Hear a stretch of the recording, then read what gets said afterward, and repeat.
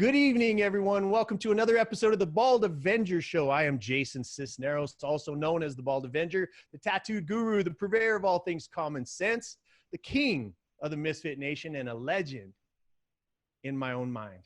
That's what I'm talking about.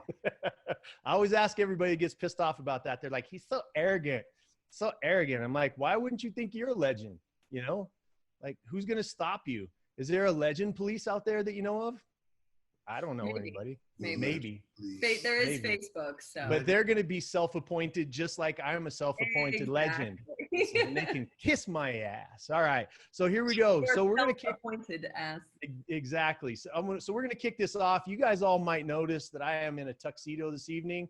I've been doing a little bit of wardrobe theming. Like last night, I wore my Denver Broncos jersey because it was all about bandwagoning. People get on the bandwagon of bad news and they want to there starts to be agendas and whatnot. So I just said, you know what, you got to be true to who you are. I'm a Broncos fan, regardless of whether they suck or whether they're doing really great. I'm a Broncos fan. And I think everybody should be who they are. And what's happening is that we're seeing a lot of, in this time of tumult, right? In this time of tumult, whatever it is, people are going home to their emotional, going to their emotional home, right? And they tend to, if our emotional home's not really solid and set in stone, like if our home is, I'm a leader no matter what happens, I'm an athlete no matter what happens, if I'm a lover, I've got integrity. If we don't know what our home is, then we tend to go back to our home, which is usually a weak state, right? What everybody else, the world has convinced us that we're smaller, weaker, not capable, those types of things. And we go there, and then we tend to attach ourselves, bandwagoning wise, to the strongest thing that's aligned with the people that are closest to us. So if you happen to be looking at this through Democratic eyes or Republican eyes or independent eyes, or you don't give a shit eyes, or whatever it may be, you tend to jump on that bandwagon instead of being true to who you are. And tonight, going along with that theme, I put on a tuxedo for the to make a little bit of fun of the Titanic theme. All the guys, they were in their tuxedos and they were playing the band. They knew that they were going to play their little violin. And if I had an instrument or knew how to play one, I would be doing it right now for more effect. But tonight is that fake Titanic thing. And I just thought, you know what, if we're going down, baby, I'm going to look good doing it. So, you guys are both gorgeous people. So I have to put on clothes to take away from, the other territory. But we've also got a little scotchy scotch tonight. Love it. Get it in. I've got a little cupcake. You got some Oh, you got your little cupcake. Yep. I have bananas around here. In fact, let me grab bananas. If we're gonna have it, I've got bananas here with me too. And he is often a co-host with me. Little bananas. Yeah. My daughter said, you know what, Daddy, when I can't be on screen with you, I want you to have a co-host that will sit there with you and watch what you say. So that's bananas. Well, cool. Well, I want to get started, guys. I want to get started with this episode because I am super happy about it. We may go a little bit long tonight. I don't really know. I have no idea ahead of time where we're going to go. People that are used to watching me, those of you that are watching on replay, or this is the first time to your show, welcome, welcome, welcome. Thank you for being here. And, by the time people spend about 20 minutes with me, they either love me or they hate me. And I'm just fine with that. Right. But we don't know where this one's going to go tonight. I have some questions. We've got some particular expertise. And then what you both have decided to do after you've been through your particular careers and your drops and your dips and all the stuff. Right. You two could not be more representative of Misfit Nation, right? And those that are new to Misfit Nation, just basically a bunch of people that have screwed up in life. We've made mistakes. We've gone down paths that wasn't our original intent to go. And then we figured out at some point in time that that's not us. And we had to get honest with ourselves. We had to forgive. We had to make it right with the people that we've wronged, number one. Number two, we've got to make it right with ourselves and forgive ourselves for the mistakes that we've made and actually look at those maybe as strengths. And then we take our message not our story, not the story that everybody goes, oh, boo-hoo about, but to take our message out to say, here's my area of challenge that I went through, and here's the steps I took to get out of it. And so you both have two different stories. I've got a different story. Everybody that we bring on the Bald Avenger show has a different story and a different background so that everybody can learn and take from that. I've grown so much as a human being from just the interviews that I've done, because I'm open to that, right? I'm open to the idea and the fact that you both have some value in you. And my beliefs sometimes are the things that are keeping me stuck in my finances, in my relationship, in my personal joy, in my body, and those types of things. And so I'm excited. Let me tell the audience just a little bit about you. You guys also host a podcast called the Mirror Podcast. We'll ask you about that in just a second. Yeah, Mentor in the Mirror. Mentor in the Mirror. Oh, ooh, I like that even more. We talk about that a lot. We're like, the only people that we can influence are the people in the mirror, and if we do a good job of that, we have a tiny little chance of influencing someone else around us. Playfully obsessed with human evolution and the necessity of integrating with the human body's natural processes of expansion. And we had a little bit of talk about that over breakfast this morning. Whether they tap into their former careers, Ta's 26 years, sorry, I got that wrong on the intro, 26 years in emergency medicine in New York City, 18 years shared experience in personal training, Cole's former association to substance abuse education following an overdose of her own in 2000 that led her to work alongside the U.S. government, the UN, national talk shows as Miss Utah Teen America. Hey girl, hey. Don't let the purple hair fool you. I love that. And Todd Cole's individual health crisis that brought them, each of them, to the power of psychedelics, right? There we go. We're just going to get into it. Plant medicines for healing and health optimization, unique blend of personal and professional experience in their combined 19 years of ayahuasca, something I've never done yet, by the way. I said yet. Psilocybin. Did I say that right? Psilocybin. There we go. San Pedro and dozens more lineages. Todd and Cole have reframed the way that they look at healing and transformation. Their quote is, "We no longer use the term plant medicine in our work, as we do not believe anyone is broken," a message that Misfit Nation will be very, very associated with. Worked with thousands of clients nationally and internationally, best-selling authors, Olympians, pro athletes, elite mentors, physicians, wellness-obsessed entrepreneurs. Whether they're 5-star elite masterminds in Peru, swimming with humpback whales in Tonga, which I'm going to be doing with y'all. That's right. And intensive biohacking. Biointegration is key, and they're committed to the experiences that invigorate their clients, deepen their connections, and elevate their intentions. Now, that's a lot of words, but I wanted to read quite a bit of that because it's substantial, because most of that came about, half of it came about when you were doing probably, and I'm just going to guess, you can correct me wherever I'm wrong on this, but doing what you thought or the world told you that you should be doing with your life. Yep. And then awakening to what you were called to do, what you were meant to do. And I want to reference something that Ta and I talked about today that perfectly verbalized my path that I think will help a lot of you. And we'll talk about that later on the show, but make sure that both of you don't let me get past that, because there was something important that happened between Ta and I today while we were eating breakfast. So tell the people, tell the people anything I missed, anything that they need to know before we get started.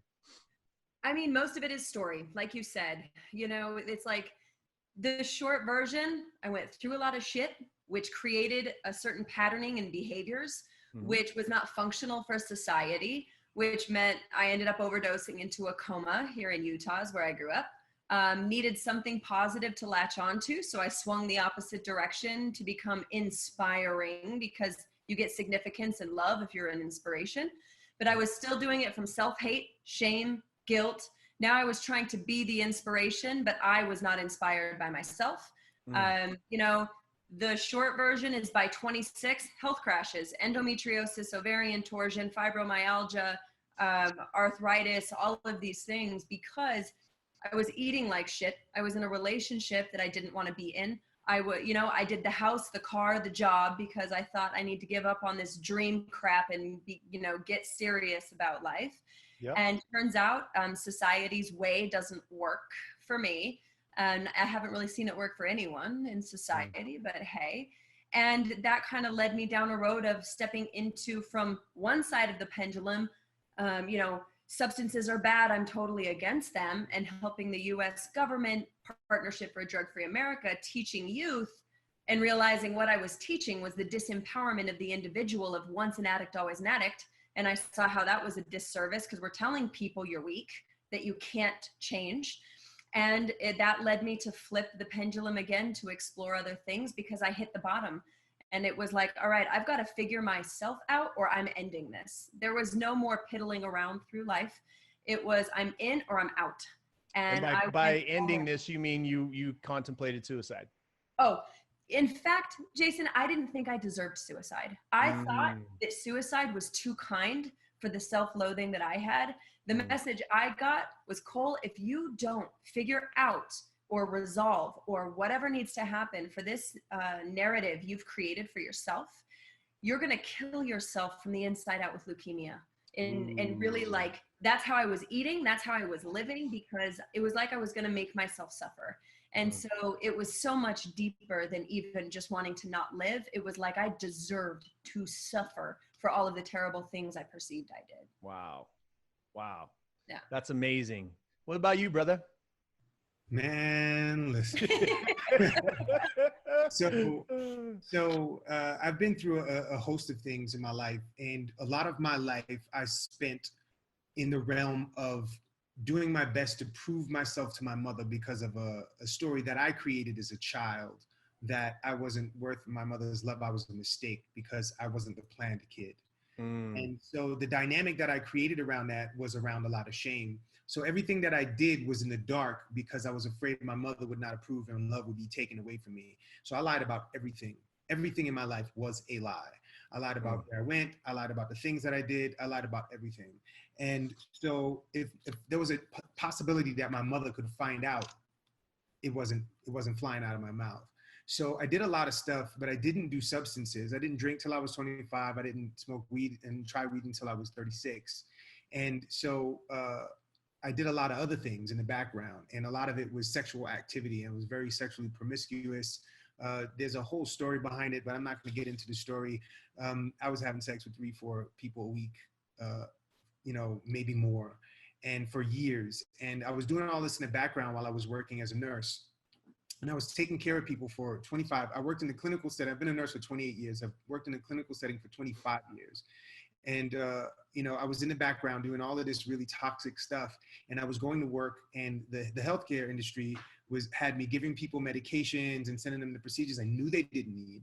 And I took an oath to do no harm, right? That's the first thing in your Hippocratic oath, is to do no harm. So I was lying to myself every day I went to work. And so my whole organism was a lie. And so I was coming at I had Graves' disease when I was in my teens. I had all these things because I was lying. And that's the area here where we hold our truth. We express our truth. So I had no idea why I was going through all of this stuff. And I ended up breaking my back in my last years as a nurse. I couldn't walk. I lost all my personal training clients. I did all of it. Just my whole body was completely tossed. And Cole was like, look, man, I think you're a great guy. And, I know your relationship just crashed and all of this stuff happened. You should come try these psychedelics. And I was like, I don't do drugs, man. I don't do that shit. And so I went in, and I was scared out of my mind. I held her like I was a little baby. And I had a lot of really huge realizations around all the things that I had been putting together for years. And all of the work that I had been doing around myself, around being honest, around all this stuff started to come to the surface. And that's when my body started to realign itself. And if you look back, there's a picture of me on Instagram, a 10-year difference picture of me on Instagram. I have a completely different body. Like, everything is radically different. I was told I would be blind by the time I was 40. I'm 48. I just turned 48 in December.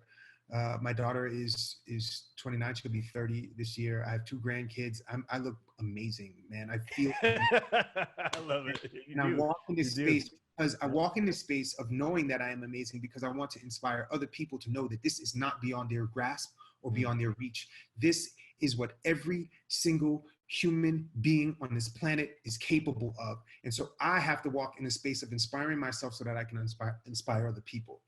So yeah, man, I mean, in a nutshell, that's pretty much where I am. I mean, there's so many other dynamics that would take me all night to talk about. Yeah, well, we may touch on some of them. You know, I mean, the idea here is for us to get a narrative out, because this show, you know, there's a lot of shows that are out there that are like they're basically for the host, you know, to make himself look good, or for people to connect and sell shit, you know. And this is not that show, right? This show, one of the things that you both said right there that I want everybody to hear, there's this thing called speaking your truth that floats around the world, that basically just says whatever my opinion is my opinion, and that therefore becomes my truth. Now, what we're talking about, what you both demonstrated, is that when you're not living in your truth, your body heads into dis-ease, your relationships, your finances, every aspect of your life, because it's all interconnected. And we forget that. We forget that it's all interconnected. And what we're saying is your truth is you're not living in alignment with your purpose. You're not living in alignment with who you were born to be. You're not living in alignment with what you've gone through, because a lot of those things that you went through have made you the people that you are today, right? But you learn those lessons, and then there's a time to move on. And you can do that. A lot of people don't realize, oh, I have played out the prior chapter of my book. I've played it out, and they stay in that. And the only thing that what happens in, you know, in the medical world, I know, is that when there's not movement, it's death, right? Yeah. And so what happens is you begin to die, whether spiritually, emotionally, and then physically catches up, or whatever it is, right? So you both are two of the most vibrant human beings that I know. And we had such a great breakfast this morning, and just being able to talk openly. And I want to get into, because a lot of people are watching tonight because of what's happening in the world, right? And so I want to touch just a little bit from your unique perspective, Ta, in 26 years in New York City, in some of the harshest conditions, in the emergency rooms of hospitals for that entire time. I want you to just speak to what you see. You know, my spin on this is a couple of things. Number one, I'm not an expert. I'm not a doctor. I don't work for the CDC. I don't know what's happening day to day on the government. I don't know what's true. I don't know what's a lie, right? And from my perspective, the way I look at it is we all have to look at this opportunity. Number one, look at it as an opportunity, but look at this opportunity in life, which is calling us to lead, right? And it's calling us to lead from the truth. You, Cole, are leading from the truth of who you are and what you're meant to do. And Ta, you're 100% doing the same thing, both in alignment with who you are as individuals. And so, you know, I use Italy a lot because, you know, a lot of things that are going on in Italy is a portend possibly of what's going to be happening here. And what you see from the Italians is they're singing to each other, right? You've got this world-class soprano opera guy singing like he's in the Met, right? Like he's singing at the most, he's singing and giving, but that's the only thing that he can do, because that's his truth. That's his life. That's his talent. That's his passion. That's the thing that he can add to the world at that particular moment in time. Right. And you've got everybody else is singing the national anthem. You've got people, there's stories, and I'm watching some of the things that are going back and forth between each other, the Italians, where they're sending each other jokes and memes and doing everything that they can to say, you know what, whatever this is, we're going to get past it. But they're adding their value as they go. There's tragedy that happens every moment of every single day in so many people's lives. And this is just a sort of a hysteria that has taken over the world, right? So talk to us a little bit, because I know for you, Ta, you have lived through several pandemics, and been in the hospitals during those periods of time. So tell us. I don't have any agenda for what you're going to say tonight. I don't even know what you're going to say, but I just want you to tell us, like, what should we be paying attention to? What should we be ignoring? What do you think the truth is, and where's this thing going to go? Well, the truth of the matter is there is a virus that is spreading all over the planet, and there are hundreds and hundreds of viruses that are always spreading all over the planet, and they mutate and they shift and change.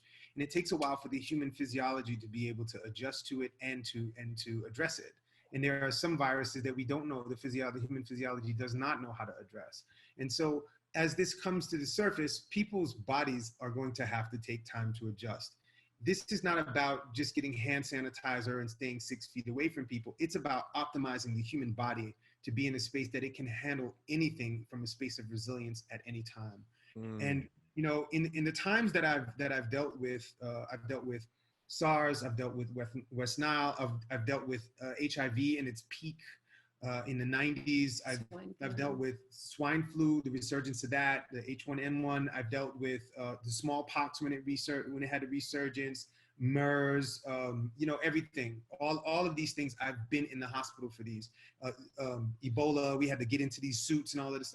I've had to deal with all of this. I've worked at 12 different hospitals in New York City. And the one common denominator of the people who get hit with these things at all is that their immune systems are taxed. And most of the time, these people are highly stressed. They're working 2 or 3 jobs. Their family lives are wrecked. They're all kinds of stuff. And I talk to my patients because that's the kind of person I am. I'm deeply in love with human beings. So I was always the person they were like, yo, Todd, come on, man, we got other things to do. And I'm like, this person needs some attention. And so I would ask them, what's going on in your family? What's going on in your life? That's how I learned how to do the work that I do.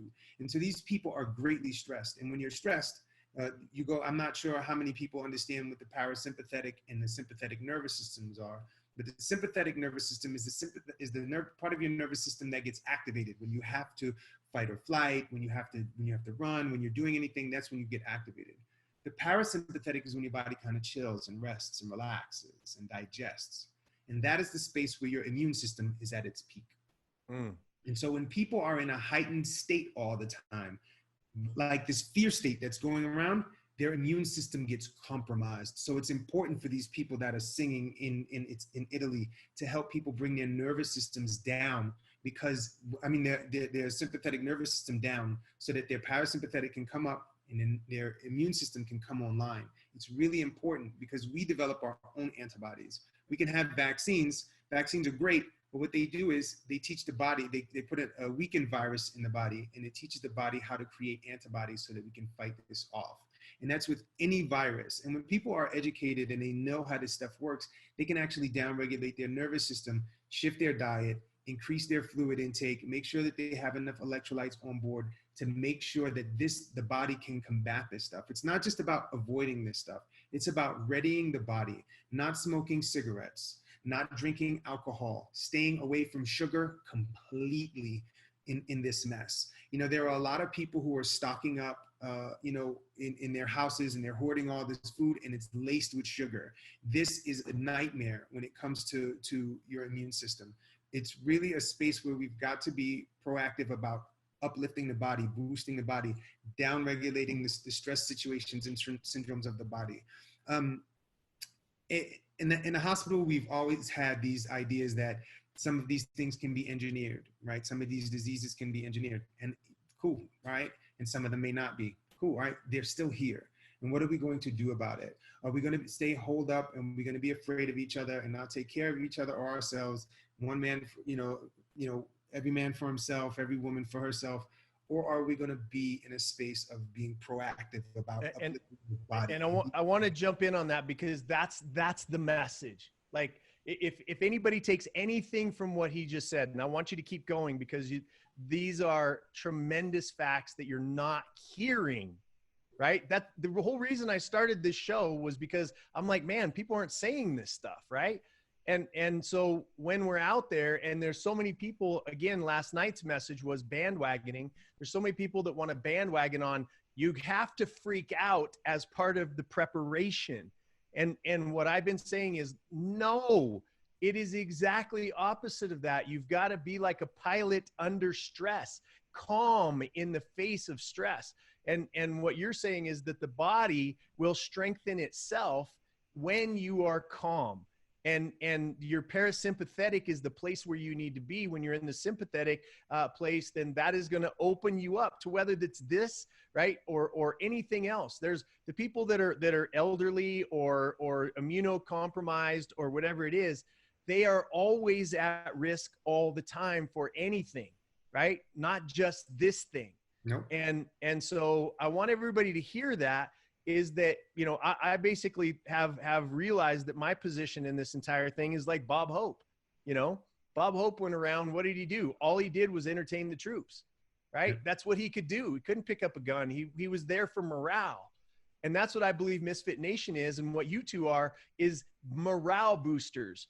People that we walked into a restaurant today that I have never in 10 years been able to get into in less than an hour without, you know, here's some dollars, right? Without doing that. And today I walked in and she said, "Sir, I'll seat you right now." Right. And I was like, there might be an upside to some of this panic. Look, the reality is right now with what everyone is experiencing, that we're worried about preparing on the back end for supplies when there's actually ample supplies, and we're not focused on what does this mean? Oh, seems like we have a little bit of a freeze up on her side. But I just want to. Can you hear me? You're back now. You're back now. Perfect. So the hard reality right now is we're seeing that we aren't taking care of ourselves on any level, and we've been bullshitting ourselves that we have been. Oh, I eat pretty good. No, you haven't. Oh, I'm ready. I've got this taken care of. The reason people are buying so much toilet paper is because in a state of panic, it's one of the essentials people remember. Why? Because they don't have a plan. So it's, what do I need? I need toilet paper and toothpaste. First of all, toilet paper, non-essential. And if you had to vacate your house, you're not taking toilet paper with you, right? If we're really talking about survival tactics, toilet paper is a non-essential item. So this just shows you when people are functioning from that fight or flight space, what happens is it shuts off what medicine science calls the prefrontal cortex, the conscious part of your mind that makes all the rational decisions. So you get stressed, you can't think. Who hasn't been stressed and then they can't remember where they put their phone or their keys? Now they're late and you can't find anything. And then your partner finds it. Oh, you mean these? You literally can't see it because of the activation you are in your nervous system. So that's why the toilet paper is gone. It's one of the only things people can still remember because they need it on some level. That's a great point. So toilet paper is the first thing people think of, like, oh, I need that. I started asking people, how did you determine what you were going to buy? I was going to buy water. Why? They've already said this doesn't pass through water, and we're not this isn't a attack in that matter. So you're just going and you're just wasting money at this point because you didn't even have a list of what to buy, and you didn't even ask any of your prepper friends. You know, you don't make a parachute when you're jumping out of the plane. So when you realize you've got to vacate the plane, you start asking people questions before you jump, right? Like, what are my options here? You know, and people aren't. They're panicking. They're going through the main aisles at the grocery store that we never shop on anyway. So I haven't been in a store. I did a little recon yesterday. Just my idea yesterday was to go into the stores, look to see, like, you know, at Walmart's and the other places, see what people were taking. And really all I did was to go out, and I just wanted to share smiles with everybody. I wanted to make jokes. I wanted to just, you know what I mean? I just wanted to bring a little bit of calm and so many people, man, I mean, to both of your points, people were like, you know, they're stressed and they're anxious and they're just in that space. And I'm like, man, this is our mission, baby. Like, this is our mission. It's to tell the series that you guys are on is CTFD. Calm the fuck down, right? That's the series. It just popped up where I'm like, man, there's nobody out here that's telling people just calm down. I know there's got to be. You guys are the physiology and the medical experts in this world, but common sense tells me that when you're freaking out, right, that everything appears worse, and compounding that on your body, your relationship, your finances, all that other kind of stuff. Like, we have the world's greatest government that's stepping in to support the lowest, and for the first time in history, y'all, It's stepping in to take care of the most vulnerable first, right? And so there's a lot of places where we could look to see this is going to be okay, right? There's historical pandemics that are like, this is going to be okay. There's been much worse.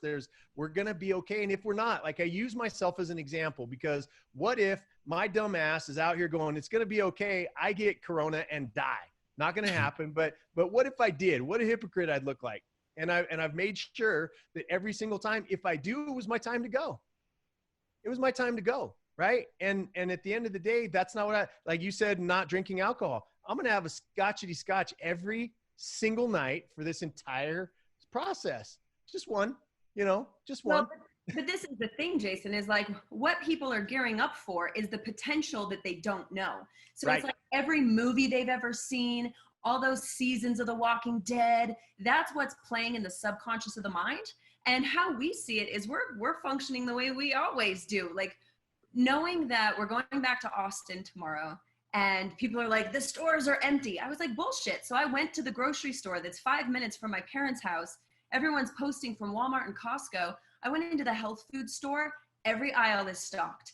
All right. So we are not running out of food. They are withholding stock because people are buying bulk and they don't need to. This is a part of the measure of protection because people are being irrational. We're the most relaxed we've ever been, not because we aren't of concern in watching things. We don't embody worry. And most people embody worry. And anyone that doesn't believe that this will have an impact on the body, consider about the times that your kid was out late and you got worried sick.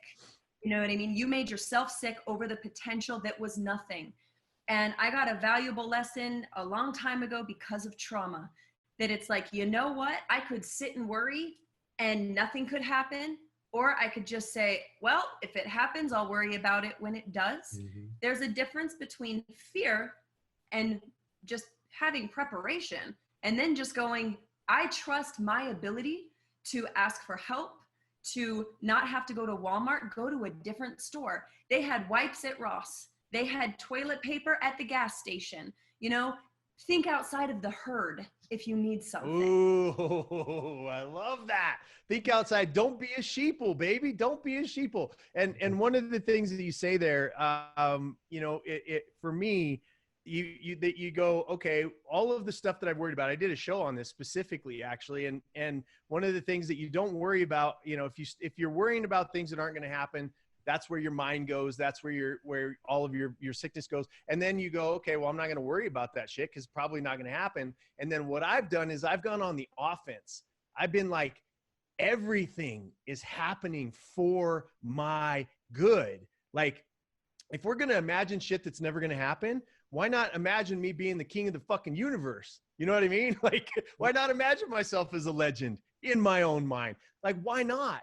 Because if stuff's not going to happen, I might as well have the stuff that's not going to happen be this amazing shit but what triggers, and you guys know this and you can speak to this, is that what has happened is amazing shit happens because I'm imagining that, right?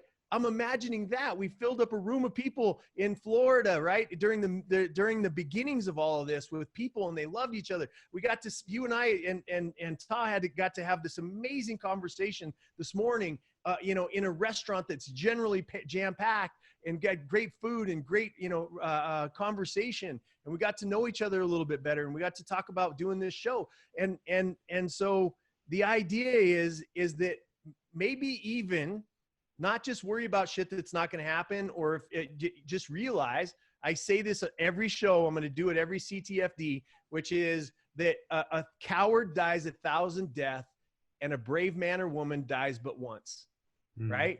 That's because you're not worried about your death. You're worried about how you are living. My head's going to pop off because I'm like a little bobblehead at this point. I'm like, yes. Like you said, or even if you're going to have the worry of all the bad potentials, I'm back with the hand motion we talked about earlier. Yeah, we did. At least give yourself the credit of imagination to imagine the other potentials so that at least you have a 50-50 in your mind, right? Mm-hmm. And what I realized above all things, what was causing my fibromyalgia was worry. Everything that I shouldn't be where I, could be like whatever was this directed inward expectation. Yep. And so when I started to see how that was outwardly projecting, we started to just go, you know what, we're going to ask ourselves one question. Am I making this easy or am I making this hard? Ooh, right? The mirror, right? You guys, this name of you guys' show, The Mentor in the Mirror, it's so crucial because we're looking to, oh my God, Donald Trump, you've got the haters that wish he would die, which is disgusting and gross. And then you have, the people that are like, oh, it's the Democrats and I wish they would die, which is disgusting and gross.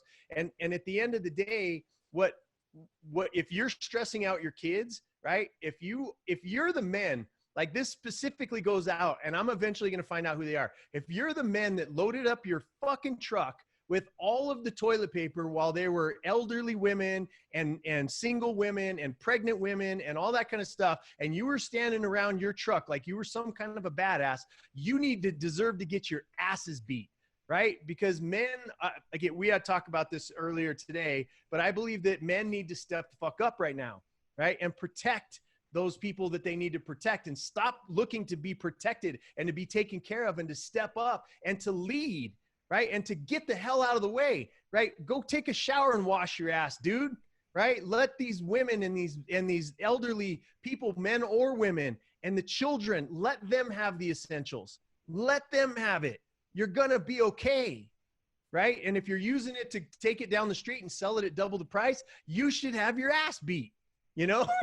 So, well, and honestly, it's limited thinking, because if you think you're going to quantify and make wealth off of doubling the price of toilet paper, then you're small thinking, actually. Because like we discussed, the financial gains that can be made in this time, because everyone is in fear and not in opportunity. And opportunity doesn't have to come at the cost of someone else. And so when we function from the position of, oh, well, I can't do more because too many people are suffering, it's going, no, I need to make more because I do help people, because I'm the one that will make sure that they get dog food mailed to their house from Amazon or have someone deliver it. So if anyone's going to have more money, I'm going to ensure that I do, so that people are taken care of, because I don't hoard my money. My money is like my love. If you need it, I got it. I give it. Let's do this. Even in Austin, we've already started our own community of, hey, is everybody good? Check on your neighbors. Check on the elderly neighbors. Do they need anything? I'll go to the store because I've got a great immune system. I can get coronavirus. I'm not living with an immune compromised person, right? I'm not going to spread it, because why? I live like this all the time. I wash my hands, people. Right. I don't touch handles all the time. I touch my face all the time because I know I've washed my hands. Well, and we were like, I think everybody was looking at us. I posted that little thing this morning. Like, I see you bastards looking at me. Like, does he have a temperature? No, I'm just this hot all the time. Okay. and we hugged each other like nothing was going on. Yep. You know what I mean? Right. Yeah. I don't have any problem hugging anybody. If you saw the people that I hugged in those hospitals, you'd be like, how are you even still alive? Bro, I've hugged people with TB. I've hugged people with everything. So it doesn't make any difference to me. But, a lot of this stuff comes from a deficit-based mindset that has become very habitual in our world. The idea that we don't have enough food, we don't have enough water, we don't have enough love. And as far as the healthcare system is concerned, we don't have enough health, and we're imminently going to get sick and die from what they tell us we're going to get sick and die from. So this cycles in a habitual way, and it becomes habitual fear that happens on autopilot in the background, and it keeps your sympathetic nervous system activated all the time. So when you do go out and you're afraid that you're hypervigilant, that somebody's going to cough on you, you're in sympathetic. So your immune system gets downregulated, and when they cough on you, it's going to be harder for your body to develop antibodies right there on the spot, as you move through this stuff. So we've got to really be smart about how we deal with this, and how, and this is a space that we can really learn about ourselves and the habits that we've created around fear, around deficit-based mindset, around societal conditioning, around being ill all the time and being in a fear space all the time. It does not serve us, and it doesn't serve us. If I have enough, I make sure that everybody has enough. And that means if you don't have enough, I want to uplift you and help you become an empowered individual so that you're not susceptible to as much crap as people are. And that's where I am with this. And this is what I've seen. And through my years working in these ERs, the one thing that I've seen that is the most common thing with people is that people are lonely, and they're lonely in their ability to tell the truth because they're ashamed of themselves for a whole lot of stuff. So they don't talk about it. And I've had plenty of people on their deathbed have me pull a curtain closed and tell me their darkest secret that they've been holding in their body forever, as it tore their body apart for years. And they finally got to the point where it destroyed them. And this inability to express the self, to express connection, to express the truth, keeps us away from each other and in a fear-based space all the time. And this is why we're always stressing about the truth. Be honest in yourself, be honest with who you are, be honest with the people around you, and actually lean in and be vulnerable about the things that are going on with you, so you can tell another person what you need, you know?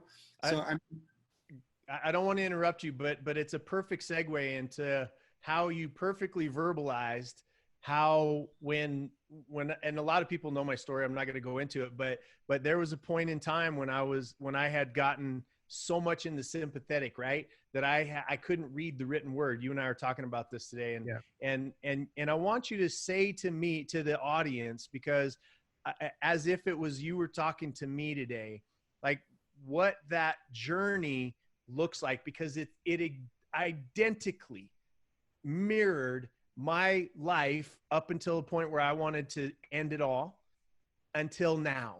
Right. And what that looks like, because I think it'll be tremendously valuable for everybody.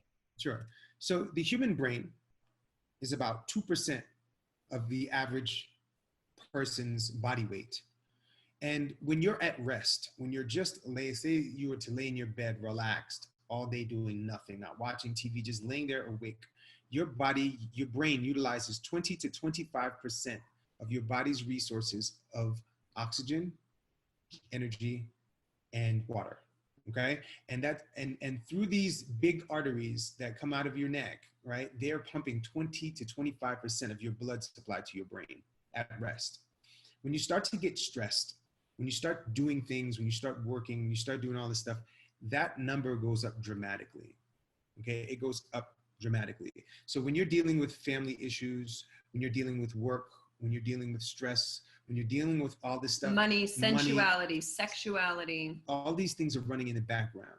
And if you're not being honest about things, and this is where I was talking about with you earlier, is the foundational construct of our society. Our societal construct is the identity of self, right? Identity. I am who I believe I am. I am who you believe I am. I am who we believe I am. And I am who they believe I am. And those are the 4 different parts of your own identity. And if you're trying to bend somebody else's will to think that you are who you want them to think you are, that's a lot of work. So if I'm pushing an identity for myself, I'm trying to convince myself that I'm this person.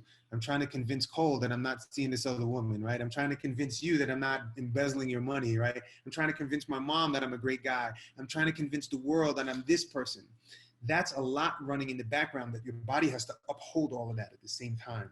And so your body is doing this, and this can drive the consumption of your brain up to 30, 40, 50%. What if you start running and doing all this other stuff? Plus you're afraid of the coronavirus and you've got your job. That can cause your brain to be pulling up to 50%, maybe even more, of your body's resources and 2% of your body's weight. So from the cheekbone down, doesn't get those resources. And if this is running 24 hours a day, right? Your immune system, not important. Your survival is important. Your identity's survival is important. So all of these things get the back, from here down gets the back burner, and it doesn't get to heal. So it's really important for people to understand that when stress compounds, when your identity, when your societal constructs compound, when how you adhere to your religions, how you adhere to your government, how you adhere to your interpersonal relationships, all of that stuff tears all of your resources from the rest of your body and sends it up to here. So this can compute all of it in the background. And the things that you may not be thinking about, your body is still doing it on autopilot. It's like apps on your phone draining out the battery, right? You still got all these apps running. So that causes the body to be in a place where it cannot manage anything. It's 100% exactly how you put it today. And that was the journey of my life. Like, you know, and I'm like, I'm sitting there listening to you, you going, damn, Like before, when I drove myself into that place, I lost my business. I lost my marriage. I cheated in my marriage. I was lying to my wife. I was, borrowing money that I couldn't afford. I was doing all this stuff. And I was spending so much. Like I've used the terminology before in the past of we're given 12 chits of energy a day. And most of that is spent faking who you think you are and who other people think you are. Right? That's how I put it. Like I'm spending like 10 of those motherfuckers. I'm spending 10 of those trying to keep everything in alignment with who I was yesterday and with who you think I was yesterday. Right. Mm. And as soon as I got to a place where life sometimes has to teach you this lesson, where it drives you into a place where it reminds you that you are nothing unless you are in service. Right. And life, the universe, God, Jesus, whatever it is that you will drive you into a place until you realize that you are nothing. You are of zero value unless you are serving other people, right? And you're serving with your own personal talents. And as soon as I got to a place, and I'm just going to be really blunt with it tonight, until I got to a place where I was like, I don't give a fuck what you think about me, right?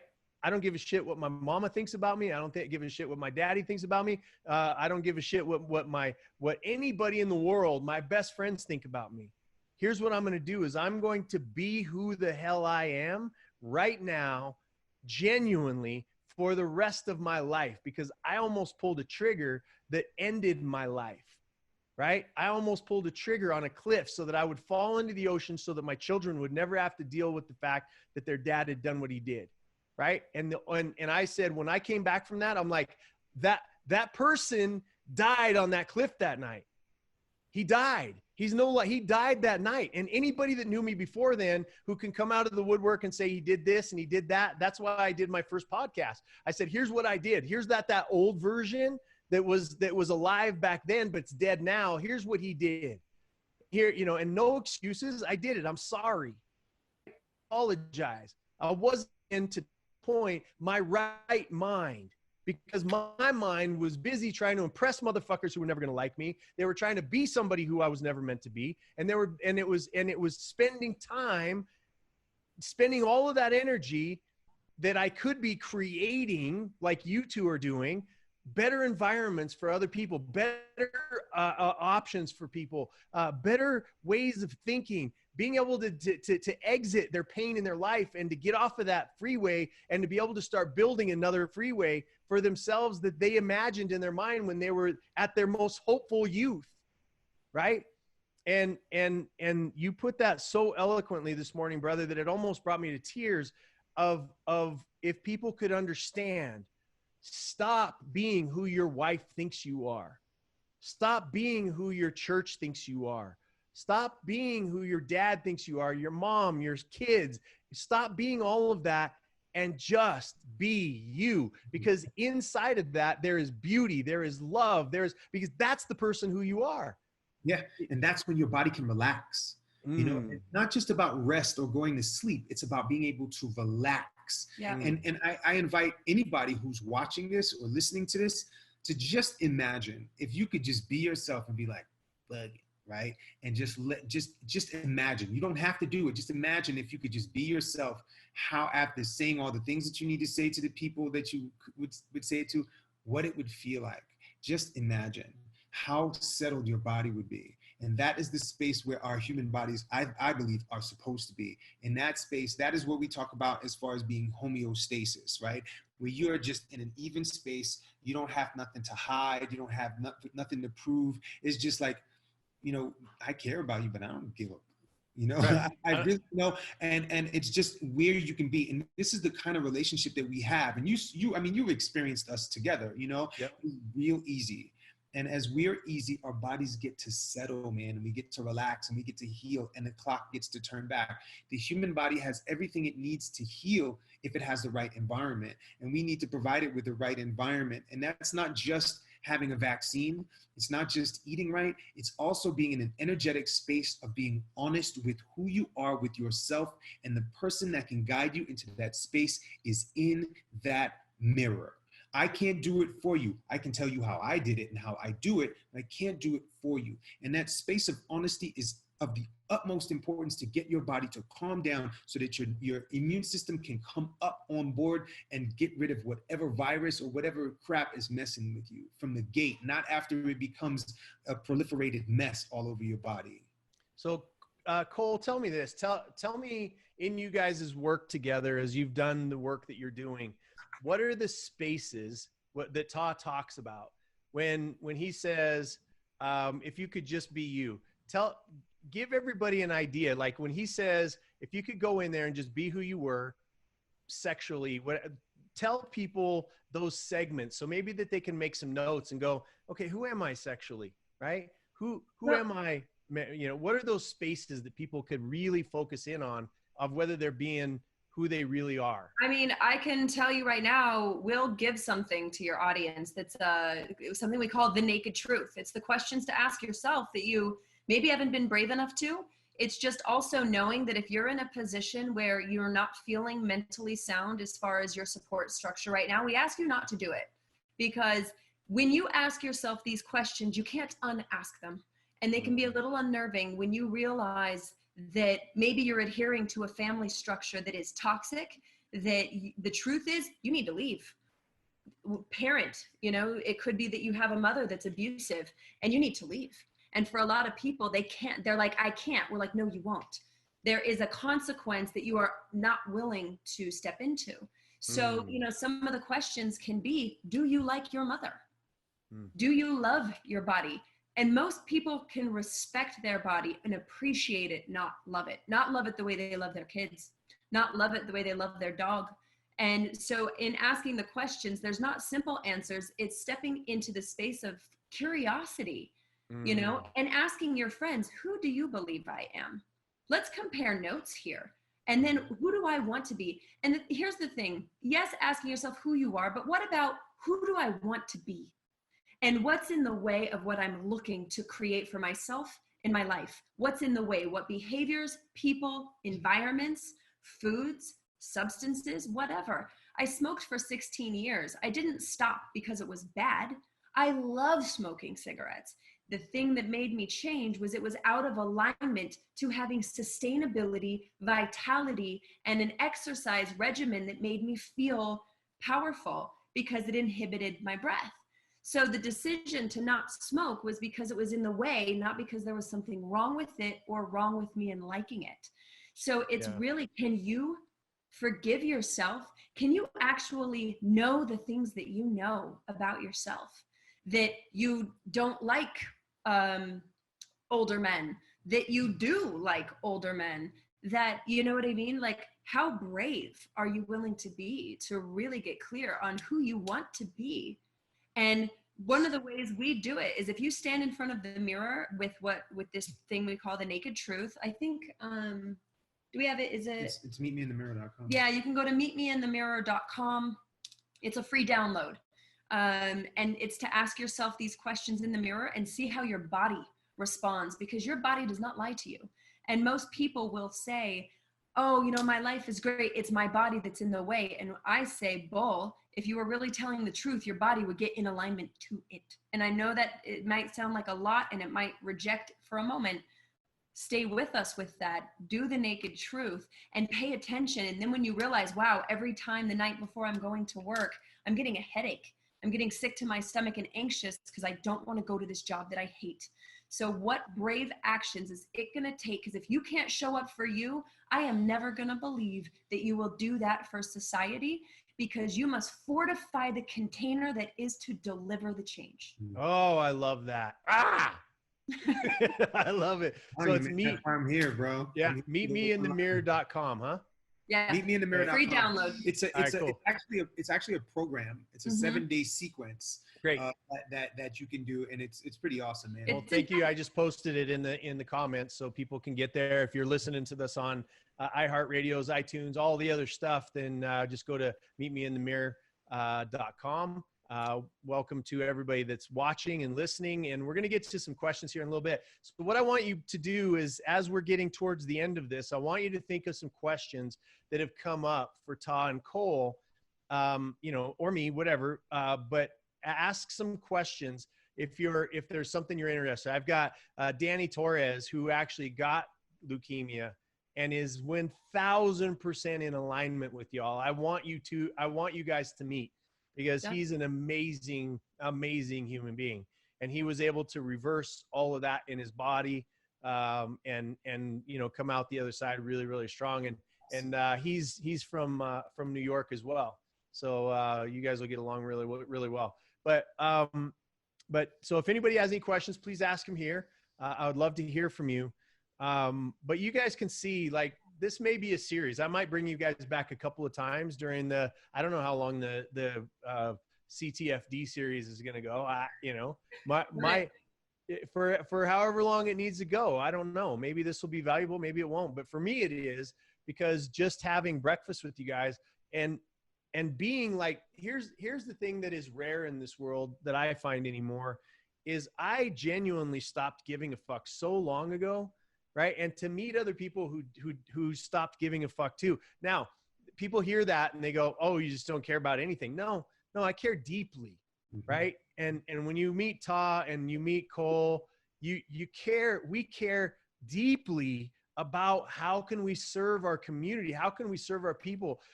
That's why we've done all the work that we've done. That's why we damn near we're so stupid. Most of you watching are so stupid that you had to put yourself to near death so that you could understand how best to have empathy and to serve other people. Right. And it's now time for you to get on that train.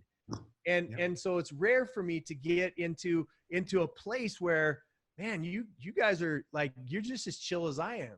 Yeah, man. You know, we're chill. I mean, our mantra for a long time has been, I care, but I don't give a fuck. Right. I care, but I don't give a fuck.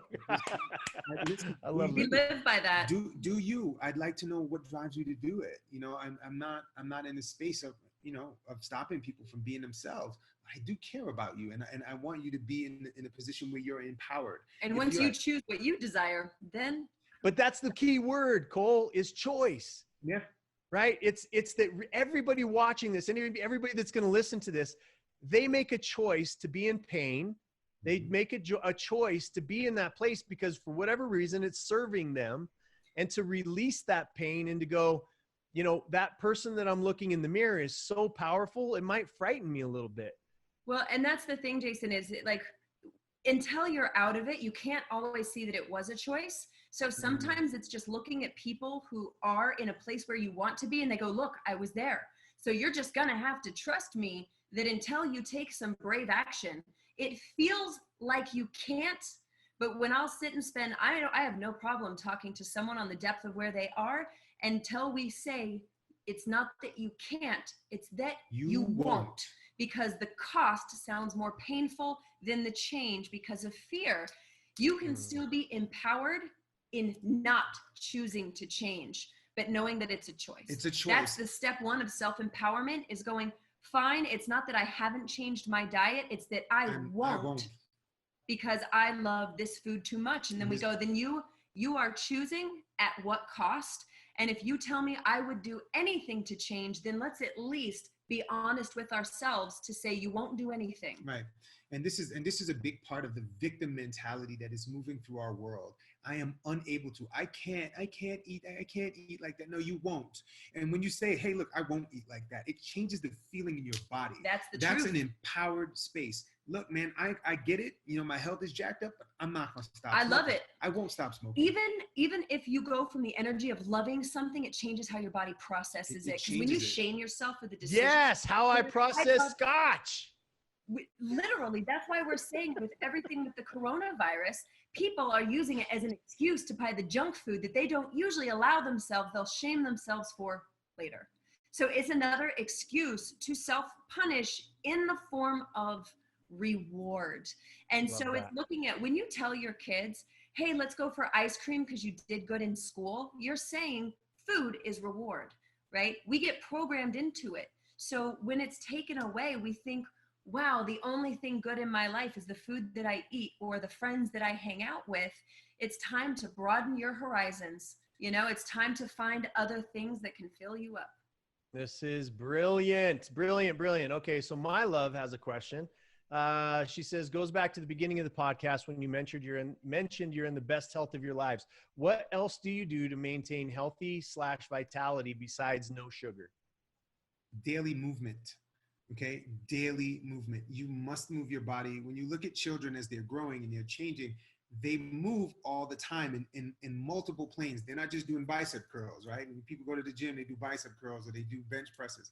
Moving in multiple planes gets the body ready for a lot of different things. So when your body it knows that there's multiple things coming at it all the time, it gets ready for anything. It gets ready for injury, it gets ready for disease, it gets ready for all kinds of stuff. It also conditions the lungs to open up. So cross training is super important in multiple planes, super important for bolstering your body.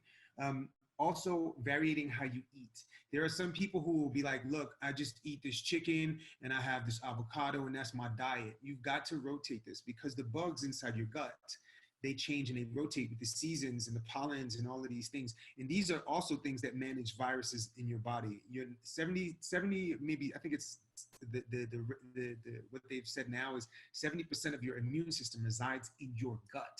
So being mindful of how you feed the bugs in your belly is super important. Your serotonin, your mood comes more from your gut than anywhere else. There are so many things that are distributed by the bugs in our guts. It's really important for them to be fed properly. So having prebiotics, which are vegetables that with different types of fiber that cause different types of bugs, the beneficial bugs to grow, are important. You know, having fermented foods like sauerkraut and kimchi that have probiotics, which are the actual bacteria that benefit us in them, is important for us to cycle into our diet. And really, again, when you're talking about resilience, it's having different things in your gut moving through so that the things can keep balance. Having hydration is super duper important. So what a lot of people will try to do, we come a lot from the biohacking world. We work with a lot of biohackers, people that are considered top of the field as far as biohacking. You cannot biohack yourself or supplement yourself out of the truth. Okay, so it's like everything that we're sharing, honestly, you can pick a diet, see how you feel, and if you feel better, do it longer. If you don't feel better, stop. But most people don't stick to it because they see it as a diet, which is a punishment and a deficit, versus what if you were just going to explore, right?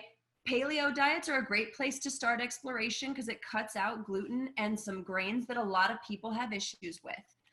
Just start something, but give yourself 90 days. You know what I mean? See how you feel. If you get more energy, you're onto something.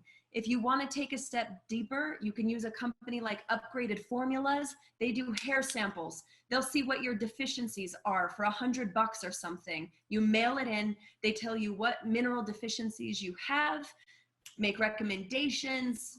You know what I mean? Like anyone can hit us up for like the tools we use, some of the supplements. We don't get paid for anything that we do. There's, Upgraded Formulas is a great company for iodine in a time like right now when it's formulated correctly. Water first, okay? Flushing a virus from your mouth to your belly kills it. It doesn't survive in the belly, not the coronavirus currently as it's being talked about. So much of it has more to do with the emotional work and just move your body. Your lymphatic system, if you're having stagnant thoughts that are just spinning around up here, fear, anxiety, what if, get your body moving to escape a visceral experience of what you're participating in consciously or unconsciously. See how you feel. Go walk for 10 minutes. We started 100 burpees a day for the next 30 days. We started yesterday in our talk hole group. We just said, you know what? Everybody needs to move. Let's go. Let's go. That's more, your whole body's moving with burpees. And if you can't do that, squat. And if you can't do that, pump your fists in the air. Just move. Every day. Another thing to consider is zinc. Zinc helps the immune system, support the immune system. So micronized zinc, really, really important to keep your your immune system online.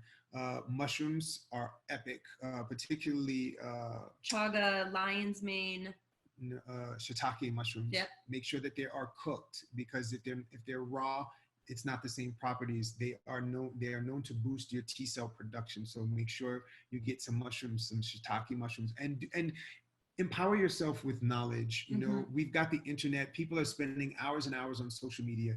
Step off the social media for 15 minutes a day and empower yourself with some knowledge around what's going on, with how your body works, with how your immune system works, with how your nervous system works, and really get in touch with who you are.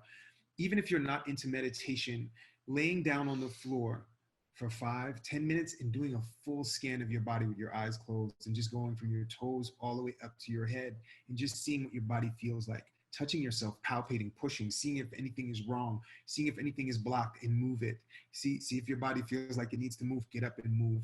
All of these things are super important. Wait a minute, I got to write that down. Touching myself. Yeah. Touch on it. Sex. Check.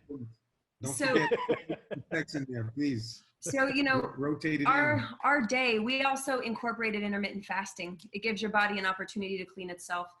I like a 16-8. So from 8 p.m. to noon the next day, I don't eat. I still drink water, flush everything through. Then from 12 to 8, I eat. You know what I mean? Just giving your body a break helps significantly. Then in the morning, I start with salts. Magnesium is one of the supplements that we love. Most people are magnesium deficient. All of our salts that we use. Well, look, at the end of the day, here's what I think we should do. We'll come back because I've got a couple of shows lined up with the gentleman I was telling you about who's going to come on the show. We've got the very first line of supplements that's designated directly to your DNA out of a DNA swab of your cheek. So we've got some cool stuff coming up. I'd like to bring you guys back for that conversation. And we may have a roundtable. We got Dr. V, who's an expert. I've got Danny Torres, who like these types of people that I would love to bring together and have an amazing show. But one of the things that I want people to teach, because here's what happens. They're going to miss your message. And your message is, if you feel tension around any decision that you're making in your life, none of this shit's going to help. Nope. Right? If you are not being who you are, if you are not being true to who you are, if you are still trying to get head knowledge as opposed to heart knowledge, if you're stressed, tense, any of that stuff, a lot of this stuff is just going to be like an upside down cup that you're pouring supplements on, and it's going to get flushed down the toilet, and it's not going to be used by your system.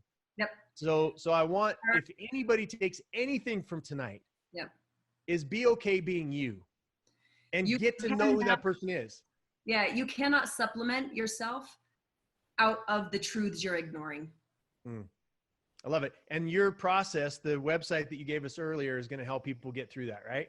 That's gonna have you start looking at yourself. There's nothing else on that website but that program, and it's free because we say until you start here, there's nothing for us to talk about if you don't know who you are. If you don't even know that you're not being honest with yourself, there's nothing that we can do for you. Nope.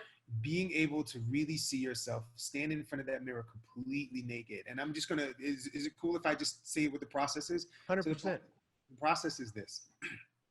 Every day, there's a series of questions that you ask yourself, right? You ask yourself the question out loud. You write down the answer. You do this and you stand in front of the mirror and you say the answer and you see what your body does, fully clothed. And then you go through the whole stream of questions. Then you take all your clothes off and you stand in front of the mirror and you say each answer to yourself and look at yourself and see what your body does. Does your face do this? Does your jaw clench? Does your shoulder feel? Do you start itching? You start itching. And man, some of the things that happen to people when they do this are amazing. And they're like, man, I didn't know that I was having a reaction to this. And so the first day is about your self-esteem, basically self-esteem. The second day is about your body and how you feel in your body, how you feel about your body. The third day is about where you live. Do you like where you live? Do you like the paint on your walls, the furniture in the house, everything that's going on in your house, the place that you live, the city, the town that you live in? The fourth day is about your love life, your sex life, your sensuality, and your sexuality. All four of those things, they break apart into 4 different things. And we ask you questions about those things to ask yourself. The next day is about who you are as an individual with your name and your vocation, who you are without your name and your vocation. Just asking yourself questions about that, right? To see if you're aligned, what you want in your life and what you don't want in your life. And then the next day is about your the people that are close to you, your family members, the people that you work with and your friends, and are you aligned with these people or not? And all of these things you ask yourself, and you stand in front of the mirror and you ask yourself these questions, and you see if you're lying to yourself. And these are things that people have taken for granted, that we just know it. Yeah, I know that stuff, but we don't actually ask out loud. And it's important to ask out loud, because I believe the mind resides outside of the body. The brain connects to the mind, which is the essence of everything, consciousness, right? So when you can actually bring that imagination into the brain and ask the body will tell you. And it's your best friend. It's always been with you. You may not have known how to listen to it. And this is the space where you start to learn, are the people that I rock with toxic in my life? Is the place that I live toxic in my life? Do I really want to be living this way? Do I like my kids? How many people come to us and they finally discover that they can't stand their kids or their mom or their sisters or their cousins? These things are so important, man. And it doesn't mean you cut everything out. It means you honor the truth. Yep. So that you know what you choose to participate in. I love it. I love both of you guys. You're amazing. We're gonna kind of move on from here, but this is so valuable to everybody. I want to stop there because we could go on for hours and hours. And this journey is worth every step, and as you continue on with this, I resolved all my medical conditions, all of them. I've been off medications for 11 years. This shit works. So it's worth every step you take to finally be brave enough to face yourself. Yeah, and I've watched you both since I met you the very first time. How many years ago was that? 4 or 5 years ago. 3 or 4. Yeah. 4 years ago. It's been more than 3, I can tell you how much. So it's like 4 or 5 maybe. So 4 or 5, and I've watched you evolve. And the reason why I've stayed connected to you is because you're authentic. And your journey has been real. You don't put out any fake bullshit. You're like, here's where we fell down. Here's where we made a mistake. Here's where we're evolving.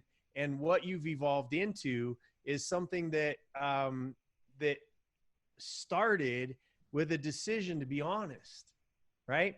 And it's not like the things are going to fix themselves overnight. That's what people think. They're like, I'm going to go take that person in the mirror and blah, blah, blah, and then I'm going to be fixed, right? We are an evolutionary machine, right? Which means that we should not, no matter what position we're in, good, bad, or indifferent, should we be where we are tomorrow, where we were yesterday? That's why I wear the skulls. I die to the me of today every single day. It was the most valuable thing for me to sit on that cliff with that gun to my head and to not pull the trigger, but to still have killed that bastard, right? And I do that every single day. I do that version of that just without the weapon, and push myself to that place. And you guys are such a great example of that. And the platform that we're building with Unstoppable is this exact thing. How do you become an unstoppable human being in your body and then create from that a wave of unstoppable momentum around you by infecting people with the right virus, right? The right virus. And that's why I wanted to bring you guys on. Your ear hole right now. Exactly. And it's so true. And we need that, right? Like I figure I'm a cross between Bob Hope and whatever it is. I'm here to entertain the troops and get them thinking and get them happy and get that parasympathetic working and be who I am. And you guys are adding your value. We're building an army called Misfit Nation to fix and to change and to heal and to love and to lift up and to add value to the rest of the world where everybody else is trying to find an angle. We are trying to add value. And that's the only time you should get paid. You know what I'm saying? So thank you both for being here. Is there any parting words, parting wisdoms, anything that you guys want to say before you leave? Have fun. If you can learn to have fun when the shit hits the fan, then you will never suffer a day in your life. It's knowing that if you can be inclusive with all of the emotions, you can freak out and then laugh while you're freaking out. The complexity of what you can do is all of it. And people are limiting themselves and choosing to suffer only. At least laugh every day. And if people want to beat you up online because it seems like you're having too good of a time, fuck them.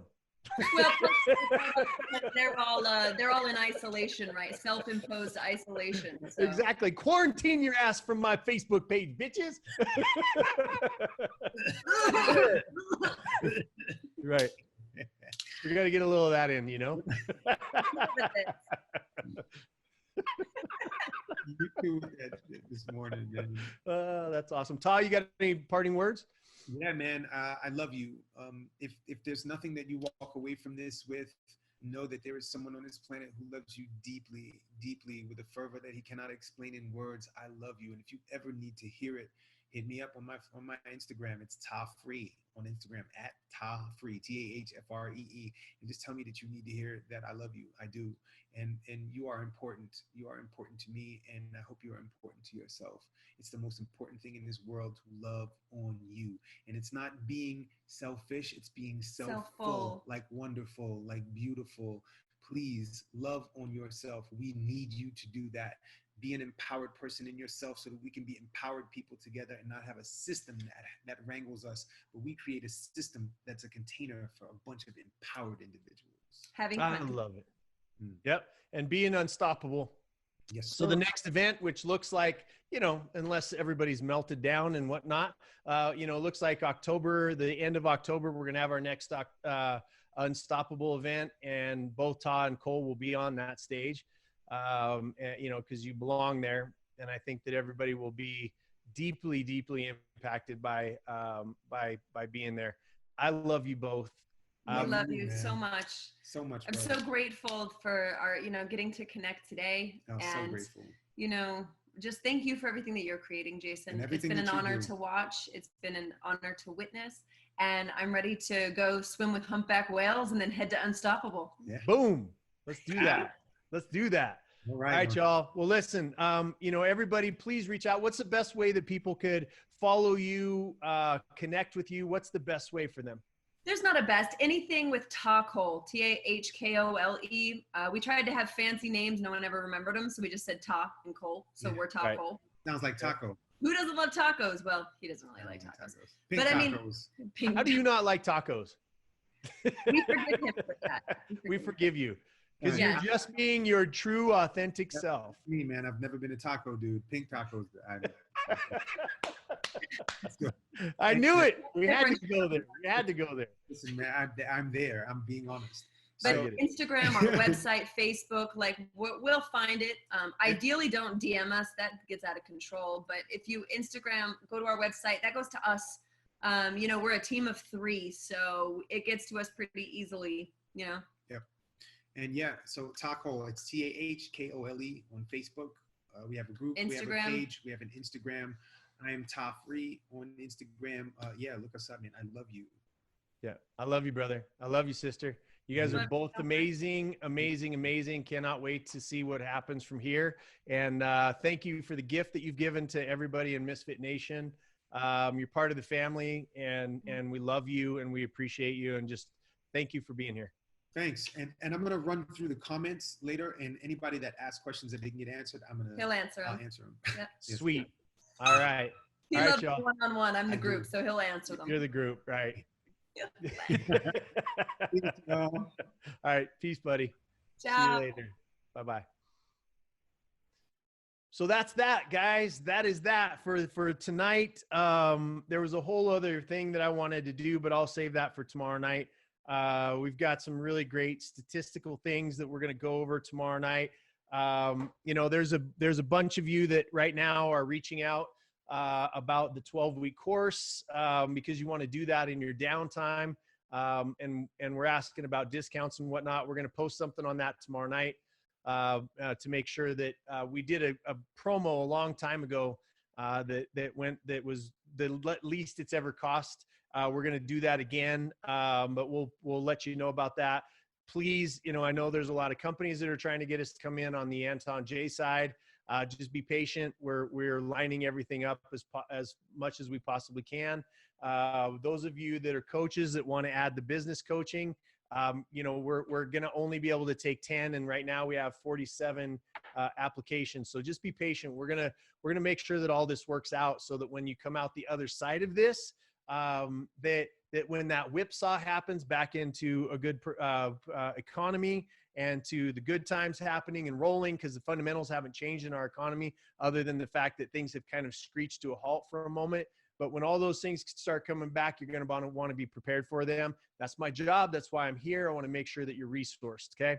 So make sure that you connect with them. Let them know as I feel how beautiful they are and how powerful they are and how powerful that education and those words that we just got from them are respected and appreciated, and let them know that they're appreciated. Because at the end of the day, y'all, right now, it's not about, there's plenty of people that are doomsday. There are plenty of people that are completely ignoring this.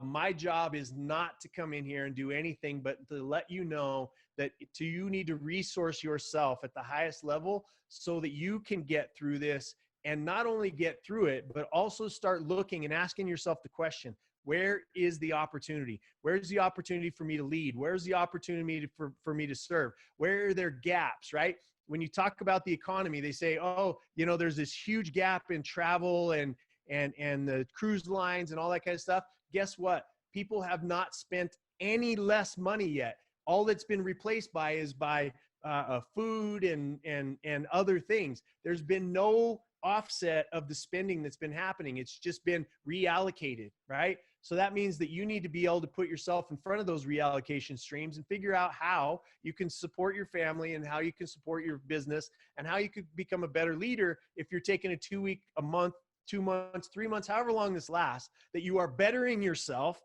and you're enjoying yourself and you're loving at a deeper level and you're caring at a deeper level and you're serving at a deeper level, so that when you come out of this, your brand is stronger because you chose to serve and not scare. That's how I want to leave it tonight.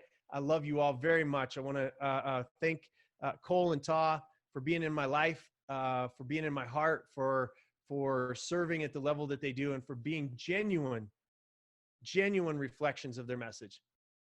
I pray the same for you. Peace. See you tomorrow night.